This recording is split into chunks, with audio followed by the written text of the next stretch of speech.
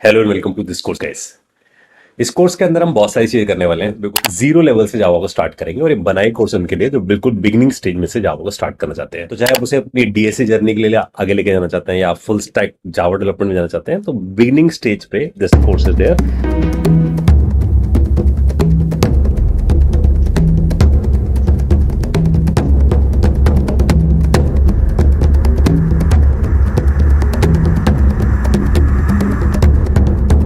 Course के अंदर हम बहुत सारी चीजें करने वाले हैं, बिल्कुल जावा के इंट्रोडक्शन से बहुत बेसिक बेसिक फाउंडेशन बातें करके ऑब्जेक्ट ओरिएंटेड प्रोग्रामिंग क्या होती है, Java right once run anywhere कैसे काम करता है, ऐसी बहुत सारी चीजें करेंगे।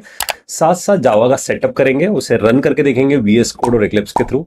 पहला प्रोग्राम बनाएंगे, उस पहले प्रोग्राम को बहुत अच्छे से ऑब्जर्व करेंगे। साथ साथ हम देखने वाले हैं कि जब जावा को हम यूज करेंगे तो वेरिएबल्स कितने तरीके से डिक्लेयर किए जाते हैं, डेटा टाइप्स किस किस तरीके के होते हैं, साथ में इनपुट आउटपुट आप कैसे लेते हो, keywords, constants, conditional statements, loops, switch case, practice problems इसकी कोड करेंगे तो हम अलग अलग तरीके की प्रैक्टिस प्रॉब्लम्स देख पाए। तो बिल्कुल बिगनिंग स्टेज से जीरो लेवल से, and it will get you ready and it will get you confidence कि मैं जावा में कोड कर सकता हूं। So without wasting a time, let's start our journey. Alright guys, let's begin our journey of Java. तो शुरुआत करते हैं सबसे पहले जावा के इंट्रोडक्शन से। तो जावा के लिए सबसे पहली बात, it's just a programming language, जैसे बाकी सब है, पाइथन है, सी प्लस प्लस है, जावास्क्रिप्ट है। तो it's just a programming language, but it's a high level programming language. It means इसका जो syntax it is close to English, बिल्कुल इंग्लिश जैसा है हमारे पास। इसके साथ साथ एक और बहुत इंपॉर्टेंट पॉइंट है, it's a strongly type language. इसका मतलब यहाँ पर रिस्ट्रिक्शन है between converging between the data types. इसका मतलब अगर मैं कोडिंग में किसी को एक टाइप का क्रिएट करता हूँ, उसके हम बहुत डिटेल में आगे चल के देखेंगे टाइप्स हमारे पास के। तो अगर मैं किसी को कैरेक्टर टाइप का डिक्लेयर करता हूँ तो मैं उसे इंट में कैसे कन्वर्ट कर सकता हूँ, या कोई डेसिमल टाइप को नॉन डेसिमल में कैसे कन्वर्ट कर सकता हूँ। तो देयर इज सम रिस्ट्रिक्शन, बहुत फ्लेक्सिबिलिटी नहीं है। बिकॉज मैं ऐसा इसलिए बोल रहा हूँ कि अगर if you compare with the JavaScript, वहाँ पर सब कुछ लूज है। वहाँ पर मैं बहुत ईजिली कुछ भी कन्वर्ट करके आ सकता हूँ, किसी को भी किसी टाइप में ईजिली कन्वर्ट करके आ सकता हूँ। तो दैट्स वाई यहाँ पर ना कंपाइल टाइम पे बहुत ज़्यादा चेकिंग होगी। जब भी कोड कंपाइल होगा इट विल चेक, जिसको हम बहुत लेटर ऑन द स्टेज हम डिटेल में देखने वाले हैं, because we are just learning the introduction. तो अभी हम सिर्फ देख रहे हैं कि हाँ जावा हमें क्या क्या प्रोवाइड करता है। तो yes, Java is a high level language, yes Java is a strongly type language. तो सब कुछ स्ट्रिक्ट है यहाँ पर कि अगर मेरे को कुछ भी अगर कन्वर्ट करना है, so there are some rules and regulations. Statically type language है। स्टैटिकली टाइप लैंग्वेज का मतलब है कि अगर आपने किसी वेरिएबल को एक टाइप का बना दिया है तो वो उसी टाइप का रह जाएगा, हम उसे बदल नहीं सकते। जैसे एज पर JavaScript is a dynamically type language, Python is a dynamically type language. इसका मतलब आप किसी भी वेरिएबल के अंदर कुछ भी वैल्यू स्टोर करके आ सकते हो, you can change it, right. लेकिन यहाँ पर हमारे पास जो जावा है, इट इज सेइंग कि मैं स्टैटिकली टाइप दूँ। तो अगर आपने एक वेरिएबल एक टाइप का बना दिया, let's say if a variable is going to store, सिर्फ न्यूमेरिक स्टोर करना है, विद नॉन डेसिमल करना है, तो उसकी एक रेंज होगी, मैं सिर्फ उसी को स्टोर कर सकता हूँ। मैं इसके अलावा किसी और टाइप में से कन्वर्ट, आई मीन उसके अंदर कोई और वैल्यू नहीं डाल कर आ सकता जो उसके सपोर्ट में नहीं है, राइट। तो इसलिए वो कंपाइल टाइम में बहुत सारी चेकिंग करके आ जाएगा। तो that's a beauty of Java कि जावा जो हमारी प्रोग्रामिंग लैंग्वेज है वो इन फीचर्स को यूज करती है।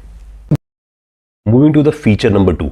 फीचर नंबर 2 जो है वो बहुत इंपॉर्टेंट है, जो जावा को बाकी सब प्रोग्रामिंग से बिल्कुल अलग बनाता है, which is called WORA। WORA का मतलब है राइट वंस रन एनीवेयर। इसका मतलब कोड आप सिर्फ एक बार लिखो और उस कोड को हम बार बार अलग अलग जगह चला सकते हैं। इसका मतलब ऐसा है कि अगर मैं अपने कोड को लेट्स से मैक मशीन पे लिखता हूं, तो क्या मैं उसे विंडोज़ पे या लिनक्स पे भी चला सकता हूँ? यस, द आंसर इज कि मैं ऐसा करके आ सकता हूँ।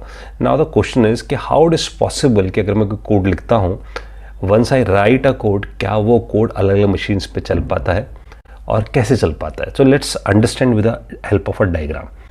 तो इस कोड को समझने, इस पूरे प्रोसेस को समझने के लिए we need to understand the first thing, that is as a developer I need to write. मैं सबसे पहले राइट करूंगा as a developer, I am going to write a code. तो मैं यहाँ पर कोड लिखना शुरू करूंगा। Let's say I am saying कि मैं यहाँ पर सोर्स कोड लिखूंगा, right. So I am going to write a source code. So this is my source code guys. तो एज ए डेवलपर मैंने सोर्स कोड लिखा। सोर्स कोड का मतलब है जो भी मेरा कोड है it is like in English, कि मैं इंग्लिश तरह कोड लिख रहा हूँ। तो जो मैं जावा कोड लिखूंगा that is called source code, उसकी एक्सटेंशन जो होगी फाइल की that would be dot java. It means let say मैंने ए नाम से एक फाइल बनाई, तो उसकी एक्सटेंशन है ए डॉट जावा, राइट। जैसे हम नोट पैड में कोई फाइल बनाते हैं it is a dot TXT। कोई फोटो होती है it is a dot JPG। कोई हमारे पास कोई सॉन्ग होता है तो a.mp3 same a.java is my source code. Source code को I will hand it over to the compiler. Compiler basically एक आप सोच सकते हो कि इट्स लाइक अ सॉफ्टवेयर जिसका काम है कि कोड को रीड करना। It means it will read my high level language code और उसे कन्वर्ट करना लो लेवल में। तो इस केस में ये जो कोड है हमारे पास, it is converted as a byte code, वो बाइट कोड कन्वर्ट हो जाएगा। तो हमें देखना है कि as a developer the first step is मैं अपने कोड को .java एक्सटेंशन सेव करूँ, फिर मैं हैंड ओवर करूँ उसे कंपाइलर को ताकि वो जाके क्या करे, उसे बाइट कोड में कन्वर्ट कर दे। कंपाइलर को ट्रिगर करने के लिए we have a command called Java C which we are going to see later on the state. Java C command चलाएंगे। जावा सी का मतलब है जावा कंपाइलर, जो कोड को, सोर्स कोड को मशीन कोड में कन्वर्ट नहीं करके बाइट कोड में कन्वर्ट करता है। तो बाइट कोड एक्चुअली में इंटरमीडिएट कोड है। It's not a source code, it's not a machine code. तो हमें समझना है कि बाइट कोड ही कैसा है जो किसी मशीन पे शेयर किया सकता है, क्योंकि ना तो वो सोर्स कोड है ना ही वो मशीन कोड है। अब इस बाइट कोड को मैं हैंड ओवर करूंगा एक स्पेशल सॉफ्टवेयर को विच इज कॉल्ड JRE। तो JRE stand for Java run time environment, और ये हर मशीन का अलग अलग आता है। मैक के लिए लगाता है, उबंटू के लिए लगाता है, विंडोज़ के लिए लगाता है। JRE इस बाइट कोड को रीड करके फाइनली इसे नेटिव कोड में कन्वर्ट करेगा, जो वो मशीन या वो आर्किटेक्चर या वो प्लेटफॉर्म समझ पाएगा, राइट। तो इसका मतलब जावा जो JRE है वो ट्रिगर होता है हमारे पास जावा कमांड से। When we write Java command it will be get trigger, और वो ट्रिगर होता है और उसका काम क्या है कि जो भी हमने कोड लिखा है उसे कन्वर्ट करना है किसके अंदर, फाइनली नेटिव कोड के अंदर। तो अगर हम यहाँ से देखें तो जावा कमांड हमने ट्रिगर किया जिसने JRE को स्टार्ट किया। JRE के अंदर JVM नाम का एक सबसेट होता है which is basically read the byte code और convert into the native code जो मशीन अंडरस्टैंड कर सके।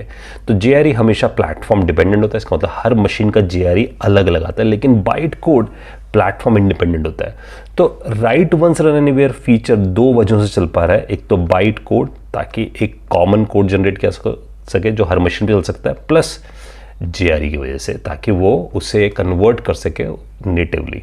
तो इससे पहले क्या होता था, इससे पहले अगर हम C++ की बात करें तो आप सोर्स कोड लिखते थे, तो you are going to write your source code, उसे सेव किया .cpp से। अब आपके पास कंपाइलर है, आपने कंपाइलर को ट्रिगर किया। जैसे ही कंपाइलर को ट्रिगर किया, कंपाइलर ने आपके पास सीधा मशीन कोड जनरेट कर देना है, राइट। तो इसका मतलब वो कोड सिर्फ उस मशीन पे चल सकता है। इसका मतलब या तो वो .exe बेस्ड कोड बिल्ड कर देगा जो एग्जीक्यूटेबल है विंडोज़ के लिए, या फिर वो आपके पास .sh टाइप का कोड बिल्ड कर देगा जो कि शेल स्क्रिप्ट, ताकि वो लिनक्स बेस्ड मशीन पे चल सके।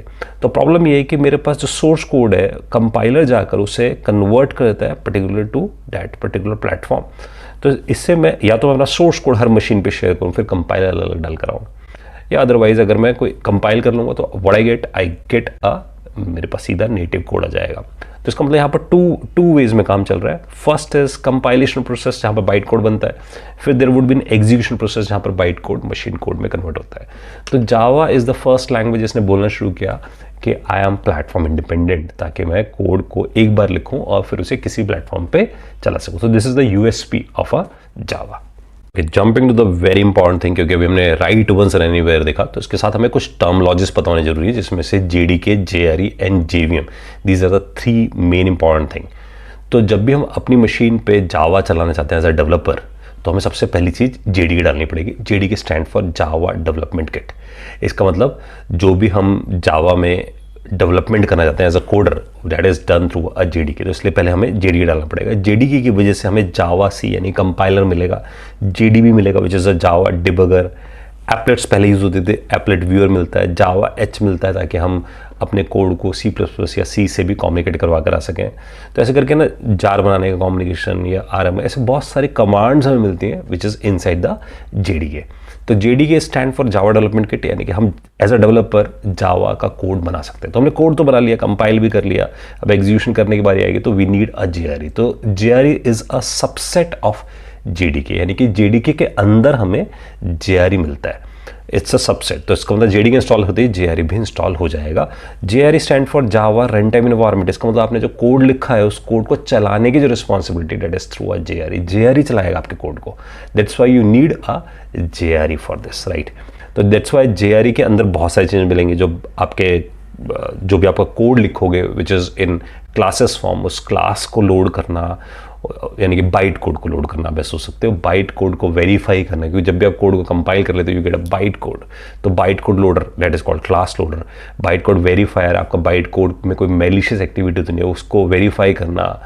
उसके साथ जो भी आप एपीआई यूज़ कर रहे हो, यानी कि बने बनाए क्लासेस या बने बनाए इंटरफेसेस या मेथड्स यूज़ कर रहे हो, उनको इंटीग्रेट करना है ना। तो that's why run time libraries का इंटीग्रेट करना, ये सब कुछ चीज़ें आपके पास कौन कर रहा है, that is done by a JRE itself. JRE के अंदर जो सबसेट है JVM, क्योंकि JVM is a Java virtual machine जो आपके बाइट कोड को फाइनली नेटिव कोड में कन्वर्ट करेगा, that is through a JVM। तो JRE बाइट कोड को नेटिव कोड में कन्वर्ट नहीं करता, it handed over to a JVM। तो इसका मतलब अगर आपने JDK इंस्टॉल किया तो आपके पास JRE इंस्टॉल होगा और JRE के अंदर JVM मिलेगा। तो JVM कोड को इंटरप्रेट करेगा, उसमें JITs होंगे, गार्बेज कलेक्शन होगा, ऐसे बहुत सारी चीज़ें होंगी जो हम डिटेल में देखने वाले हैं। तो एज अ डेवलपर हमारी मशीन पे क्या है, तो we can think about as a developer अपनी मशीन पे JDK होगा और JDK के अंदर ही वी हैव अ JRE और JRE के इनसाइड ही JVM होगा। तो as a developer machine we have all this things. लेकिन अगर मैं कस्टमर हूँ जिसमें मुझे सिर्फ कोड को चलाना है, राइट, बिकॉज मेरी मशीन पर कोड चलना है, मेरे को कहीं और उसे यूज़ नहीं करता, तो I need to just install JRE। मुझे सिर्फ JRE की जरूरत है, जावा रन टाइम एनवायरनमेंट। मुझे कोड कंपाइल नहीं करना, मुझे कोड नहीं लिखना है, मुझे कोई उसकी पैकेजिंग नहीं करनी है, तो मुझे JDK की जरूरत नहीं, मुझे सिर्फ किसकी जरूरत है, JRE की। मेरे कोड को एग्जीक्यूट करना है और JRE के अंदर इनबिल्ड JVM मिलेगा, राइट। तो वी अंडरस्टैंड कि JRE, JDK, JVM इन तीनों के अंदर क्या डिफरेंशिएशन है और कौन किसका सबसेट है। तो JVM को आप अलग से इंस्टॉल नहीं करते, या तो आप JDK इंस्टॉल करते हो या फिर JRE इंस्टॉल करते हो। और हमें पता चला JDK on a developer side और JRE on a customer side. Jumping to the next feature which is called object oriented programming in Java. तो जावा जो है वो ऑब्जेक्ट ओरिएंटेड प्रोग्रामिंग को सपोर्ट करता है, but it is not 100% object oriented, वो पूरी तरीके से 100% ऑब्जेक्ट ओरिएंटेड नहीं है। तो जब जावा अपने आप को बोल रहा है कि मैं ऑब्जेक्ट ओरिएंटेड हूँ, तो ऑब्जेक्ट ओरिएंटेड का मतलब क्या है? देखो, वो कहता है कि जब भी आप कोड लिखो तो it is get divided into class and objects. वो क्लास और ऑब्जेक्ट में डिवाइडेड होगा। तो क्लासेस को आप समझ सकते हो ब्लूप्रिंट की तरह। अगर हम एग्जांपल लें कि सचिन तेंदुलकर, विराट कोहली, रोहित शर्मा, ये तीनों ऑब्जेक्ट्स हैं, राइट, क्योंकि तीनों के पास अपने अपने कुछ वैल्यूज़ हैं। यानी कि किसी का एग्रेसिव वे है प्ले करने का, किसी का क्लासिकल वे है प्ले करने का, राइट, किसी का बहुत मॉडर्न वे है प्ले करने का। तो it means these are the objects, right. अब इन ऑब्जेक्ट्स के पास अपने अपनी खुद की वैल्यूज है, लेकिन इन तीनों के पास कैरेक्टरिस्टिक्स सेम है। इट मीन्स द ब्लूप्रिंट या उसका टेम्पलेट या इनिशियल स्ट्रक्चर सबका सेम है, क्योंकि सबके पास शॉट्स खेलने का मैकेनिज्म है, सबके पास कोई कवर ड्राइव या हुक शॉट, ये सब प्ले करने के मैकेनिज्म्स हैं। तो इट मीन्स जो क्लास है इट्स जस्ट अ ब्लूप्रिंट जिसमें एक बैट्समैन के जो जो फीचर हो सकते हैं कि उसने कितने नंबर ऑफ 50s मारे, कितने नंबर ऑफ 6 मारे, कितने नंबर ऑफ 4s करे, ये सब डिक्लेयर होगा, लेकिन उनकी वैल्यूज़ नहीं होंगी। वैल्यूज़ होंगे ऑब्जेक्ट के पास कि सचिन तेंदुलकर नंबर ऑफ 6 कितने यूज प्ले करे, या फिर नंबर ऑफ 50s कितने, नंबर ऑफ 100s कितने, ये सब हर एक बस अलग अलग होंगे। तो class contain your blueprint, but object contain the value of it. जैसे आप और मैं ब्लूप्रिंट है ह्यूमन के, बट हम सबके पास अपनी अपनी वैल्यूज अलग है। किसी की हाइट ज़्यादा है, किसी कम है, किसी का हेयर कलर डिफरेंट है, किसी का हेयर टेक्सचर डिफरेंट है, किसी का वेट अलग है, राइट, किसी का वेट ज़्यादा है, किसी का वेट कम है। It means we have our own values. इसका मतलब ऑब्जेक्ट्स के पास क्या अपनी अपनी वैल्यूज है। लेकिन अगर हम बात करें तो एज ए ह्यूमन हमारे पास ब्लूप्रिंट सेम है, राइट। तो ब्लूप्रिंट सेम होने का मतलब टू हैंड्स है ना, वन हेड है, टू आईज है। तो इसका मतलब ये सबके पास सेम है, बट इन सबकी वैल्यूज अलग अलग है, डिफरेंट है। तो the differentiation is class contain blueprint. Class is basically representing blueprint और इट्स अ टेम्पलेट और इट्स जस्ट अ स्ट्रक्चर, जबकि object contain the values it has, that's why it is an instance of a class. तो जावा जितने भी काम करेगा it is through class and objects. So this is just an high level overview कि Java is object oriented. जावा का एक और बहुत इंपॉर्टेंट फीचर है which is Java is robust. Robust का मतलब है कि रिलायबल प्रोग्रामिंग है। अब देखो रिलायबल कैसे होगी, रिलायबल की वजह दो है। One is exception handling. Exception handling का मतलब ये है कि अगर मैं कोई कोड लिख रहा हूँ, जैसे कि सपोज मैंने एक एरे बनाया है, एरे का साइज 10 है, लेकिन मैं उसको ट्रैवर्स करता हूँ 20 तक, तो वो एक एक्सेप्शन जनरेट करे, यानी कि वो बताए कि ये एबनॉर्मल बिहेवियर है कोड का, तो dates why I am generating an exception. तो एक एक्सेप्शन जनरेट करके मेरे को दे और फिर उस एक्सेप्शन को मैं ट्रीट कर सकूँ। लेट्स से अगर मैं डेटाबेस से कनेक्शन बनाऊँ, डेटाबेस का कनेक्शन का जो URL है वो गलत है, उसका यूज़र ID पासवर्ड गलत है, या डेटाबेस टेबल ऐसी एग्जिस्ट नहीं करती, इसमें एक्सेस करने की कोशिश कर रहा हूँ, तो it will generate an exception. तो दैट्स वाई इससे रिलायबल होता है, क्योंकि वो हमें बताएगा दिस इज़ द प्रॉब्लम, और फिर हम उस प्रॉब्लम को सॉर्ट आउट करने के लिए उसका एक्सेप्शन हैंडलिंग मैकेनिज्म लिखेंगे, राइट। तो दिस इज द वे जिससे वो हमारे पास रॉबस्ट होता है। Plus it has the memory management, इसका मतलब इसके पास ऑटोमेटिक गार्बेज कलेक्शन है। अगर हम कोई भी अनयूज्ड ऑब्जेक्ट छोड़ेंगे तो वो उनको मेमोरी से गार्बेज कलेक्ट कर देगा, फ्री कर लेगा, ताकि हमारी एप्लीकेशन स्केल हो सके, बड़े लेवल पे काम कर सके, हम प्रॉपर ढंग से हार्डवेयर को यूटिलाइज भी करके आ पाए। तो हमें समझ में आया कि we have two things, proper exception handling plus automatic garbage collection. तो हम रन टाइम एरर्स जो कि इंटरप्ट कर सकते हैं पूरे प्रोग्राम के फ्लो को, जैसे किसी नंबर को डिवाइड बाय 0 कर दिया, या नल वैल्यू है उसकी हम लेंथ चेक करने की कोशिश कर रहे हैं, सब सिचुएशन को we can handle it by using exception handling. और गार्बेज कलेक्शन से we can manage our memory, ताकि हमारे पास अनयूज्ड ऑब्जेक्ट्स है वो डीएलोकेट हो जाए मेमोरी से, और मेमोरी फ्री हो जाए ताकि हमारी एप्लीकेशन रन होती रहे। So this feature is called robust. Java supports multithreading. इसका मतलब जावा में हम पैरेललिज्म सपोर्ट कर सकते हैं। सपोज अगर आपको एक वीडियो गेम बिल्ड कर रहे हो और उस वीडियो गेम में आपको प्लेयर को मूव भी करना है और साथ साथ कोई एनिमेशंस भी रन करनी है, साथ में एनिमी भी आ जाए, कोई बैकग्राउंड साउंड भी चले, तो you need a parallelism for this. तो जब भी हम पैरेललिज्म की बात करते हैं, the thing multithreading comes in picture. तो जनरली जब भी हम मल्टीथ्रेडिंग की बात करते हैं तो मल्टीथ्रेड का जो कंसेप्ट है वो मल्टीटास्किंग से आया है। तो जावा का प्रोग्राम चलेगा तो वो एज अ प्रोसेस चलेगा, और उस प्रोसेस के अंदर हमारे पास जो सब प्रोसेस चलेंगे या सब टास्क चलेंगे, हम उसे थ्रेड्स की तरह सोच सकते हैं इस मूवमेंट पे। तो उन सब टास्क को हम थ्रेड्स बोल सकते हैं। तो हम कुछ कोर कंसेप्ट्स पढ़ते हैं इसमें, जैसे कि हम किसी प्रोग्राम को चलाते हैं तो वो सीक्वेंस ऑफ इंस्ट्रक्शंस है। जब भी हमने कोई प्रोग्राम लिखा, it's a sequence of instructions. जैसे उस प्रोग्राम को रन किया, जैसे वो रन मोड में आया, it is become a process, और फिर प्रोसेस के अंदर सब प्रोसेस चलने शुरू हुए, विच इज कॉल्ड थ्रेड्स। और ये सब प्रोसेस हमारे पास जब चलते हैं, which is a light weight process which we called as a thread, तो जब ये चलना शुरू होते हैं तो ये पैरेलली रन हो रहे होते हैं, because we have multi core machine. तो मल्टी कोर मशीन्स पे अलग अलग थ्रेड्स बहुत सारे चल सकते हैं। विल सी इन डिटेल कि थ्रेड्स कैसे बनती हैं, कैसे हम इसे यूज़ कर सकते हैं। बट द पॉइंट इज कि हम मल्टी थ्रेडिंग सपोर्ट करता है जावा हमारे पास। जब भी थ्रेड्स चल रही होती है तो उन्हें मॉनिटर करने के लिए हर थ्रेड के लिए अपना एक स्टैक बनता है, जिसे हम मॉनिटर कर सकते हैं कि वो थ्रेड कितना चल रही है। जैसे मैंने बोला कि अगर मेरे पास 8 कोर है और मैं वहाँ 10 थ्रेड चलाना चाहता हूँ, तो इसका मतलब मैं 8 थ्रेड्स पैरेलली चलाऊंगा और दो थ्रेड स्लीप मोड में होंगी। फिर मैं उन 2 को अवेक करूंगा और कुछ थ्रेड्स को, जो नेक्स्ट 2 थ्रेड्स हैं, उनको स्लीप मोड में लगाऊंगा। तो इसका मतलब मेरे पास टाइम स्लाइसिंग हो रही है, यहाँ पर सारी थ्रेड्स एक साथ ही चल रही है। स्टिल मेरे पास 10 थ्रेड्स हैं और 8 कोर है, तो मैंने 8 को चलाया, 2 को स्लीप किया, फिर कोई 2 नेक्स्ट को उसमें से निकाला, उन्हें स्लीप किया और 2 को अवेक कर दिया। This is how the multi threading will work. तो ये हमें नीड समझ में आती है कि हम पैरेललिज्म भी अचीव कर सकते हैं थ्रू मल्टी थ्रेडिंग। जावा के साथ एक और एस्पेक्ट है कि जावा एक सिक्योर लैंग्वेज है, इसलिए फाइनेंशियल डोमेन में सबसे ज़्यादा यूज़ हो रही है। क्योंकि जब भी हम कोई मॉनिटरी ट्रांजेक्शन्स करते हैं, अगर हम कोई पेमेंट गेटवेज में आ रहे हैं, कोई बैंकिंग एप्लीकेशन बिल्ड कर रहे हैं, तो वहाँ पर मॉनिटरी ट्रांजेक्शन्स होंगे और वो सिक्योर होनी जरूरी है। तो जावा सिक्योर इसलिए है क्योंकि जब भी हम कोड को चलाते हैं तो it does byte code verification. इसलिए हम जावा को स्लो भी बोल सकते हैं, क्योंकि जब भी वो रन करता है अपने आप को तो पहले वो सिक्योरिटी चेक चलाता है। तो that's why it is doing byte code verification. Execute होने से पहले वो वेरीफाई कर रहा है कि इस बाइट कोड में कोई मैलिशियस एक्टिविटी तो नहीं है, कोई सिस्टम की चीज़ें ऐसी एक्सेस तो नहीं कर रहा जिसमें कोई परमिशंस नहीं है। तो that's why it has a security manager जो चेक करता है कि क्या जो रिसोर्सेज में एक्सेस कर रहा हूँ क्या they are permitted, is it not doing any malicious activity to the system. Plus pointers void है यहाँ पर, इसका मतलब हम पॉइंटर्स को नहीं यूज़ कर सकते, तो कोई डायरेक्ट एक्सेस नहीं मेमोरी पे जाने का। ऑटोमेटिक गार्बेज कलेक्टर, तो हमें कुछ फ्री नहीं करना मेमोरी का, तो मेमोरी लीकेज होने के चांसेस कम है हमारे पास। प्रॉपर एक्सेप्शन हैंडलिंग है, तो अगर हम कुछ भी सिक्योरिटी ब्रीच करने की कोशिश करेंगे तो it will generate an exception, और फिर हम उस एक्सेप्शन को ट्रीट करके आ सकते हैं। एक्सेस मॉडिफायर्स हैं यहाँ पर, इसका मतलब हमें एक्सेस गिवन है कि क्लास में कौन सी चीज़ें प्राइवेट होंगी, कौन सी चीज़ें पब्लिक होंगी, यानी किन चीज़ों को हम एक्सेस करना देना चाहते हैं, किन को नहीं करने देना चाहते। We can decide through a code, as well as it has compile time checking as well as run time checking. तो कंपाइल टाइम चेक भी करता है, यानी कि 2 बार चेकिंग चलती है। कंपाइल होते वक्त भी वो चेक कर रहा है आपकी चीज़ों को कि कहीं आप किसी प्राइवेट चीज़ को एक्सेस तो नहीं करें, कहीं आप प्रोटेक्टेड चीज़ को एक्सेस नहीं करें, तो it will generate a compile time issues.